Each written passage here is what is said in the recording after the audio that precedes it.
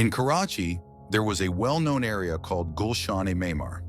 At that time, the area was mostly deserted, with very few houses. People had just started shifting there, and the houses were scattered far apart. It was in this quiet and lonely place that a man's friend moved with his small family. Just his wife, a son, and a daughter.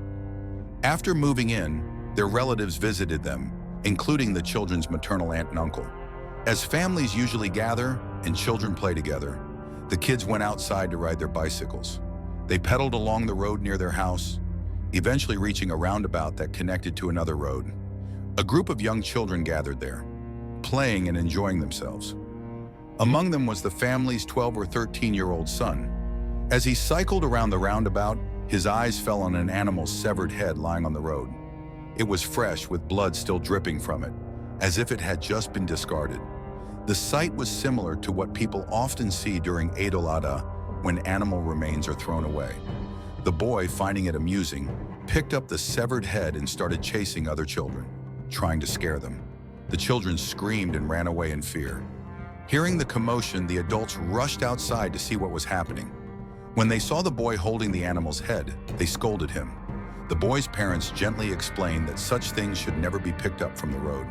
Understanding his mistake, he dropped the head and returned home with his family. That night, as everyone settled into their normal routine, the boy went to sleep in his room. His mother, passing by, suddenly heard loud snoring, deep, heavy snores like those of a grown man in his 40s or 50s. Curious and concerned, she entered the room. To her horror, she saw that her son was foaming at the mouth. Panic-stricken, she screamed for her husband. The father rushed in, assuming the child was having a seizure. Without wasting time, they took him to the hospital. However, after a thorough checkup, the doctors found nothing wrong. They reassured the parents that it was not epilepsy and suggested it could be something minor, possibly caused by food or exhaustion. The boy, now seemingly normal, told his parents he felt sleepy. His mother brought him home and let him rest. The next morning, when she went to wake him up, the boy suddenly grabbed her hand and twisted it with unnatural strength. Strength beyond what a child his age should have. It felt as if multiple grown men were holding her arm. She screamed in pain.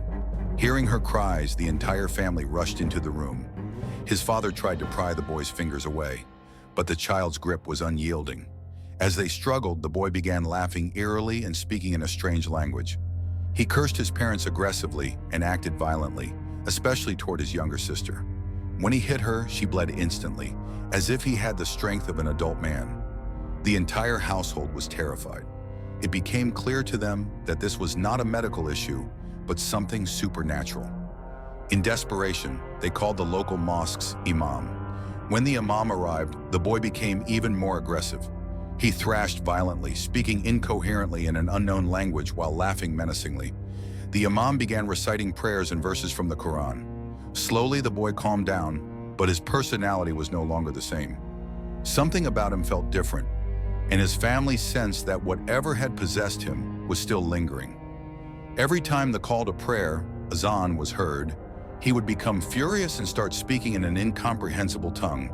The imam performed an istikhara, spiritual consultation, and sought guidance. Realizing the matter was beyond his capability, he called for a more knowledgeable religious scholar. When this new scholar arrived, the boy became enraged, cursing and speaking in yet another unknown language. The scholar identified it as Gujarati, a language no one in the boy's Urdu-speaking family had ever spoken.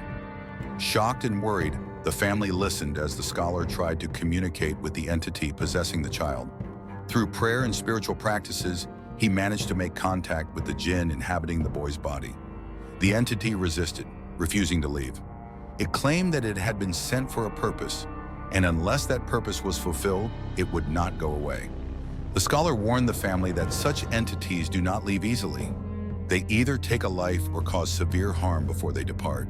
As the family struggled to understand how this had happened, the scholar explained that the JIN had not originally possessed their son. It had previously been attached to someone else, but a black magician or sorcerer had attempted an exorcism.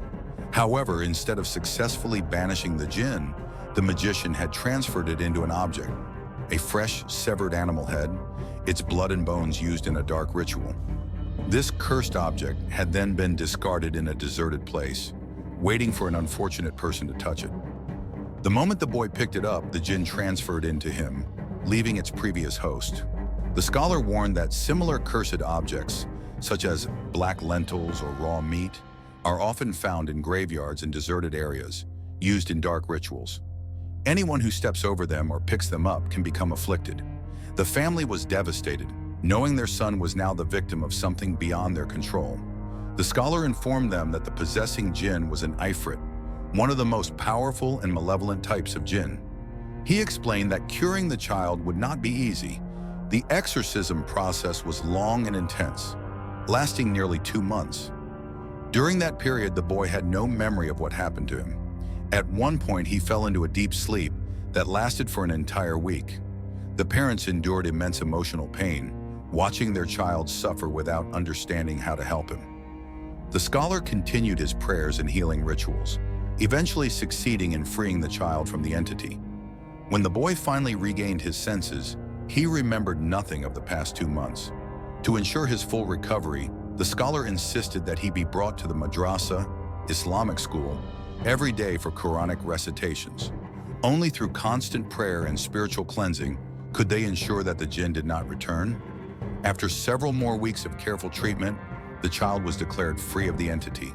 However, the scholar warned the family that the jinn might still linger around their house. For safety, he strongly advised them to leave their home and move elsewhere. Though relocating was costly and difficult, the parents decided that their child's safety was more important. They left the house, never looking back. This terrifying experience served as a lesson, not only for the family, but for everyone who heard the story. A single moment of carelessness, a small mistake, had led to months of suffering. Parents were urged to always keep a close watch on their children. Some dangers are visible, but others are unseen. In the end, only God is the ultimate protector. This eerie account was shared by Miss Ruxar from Karachi.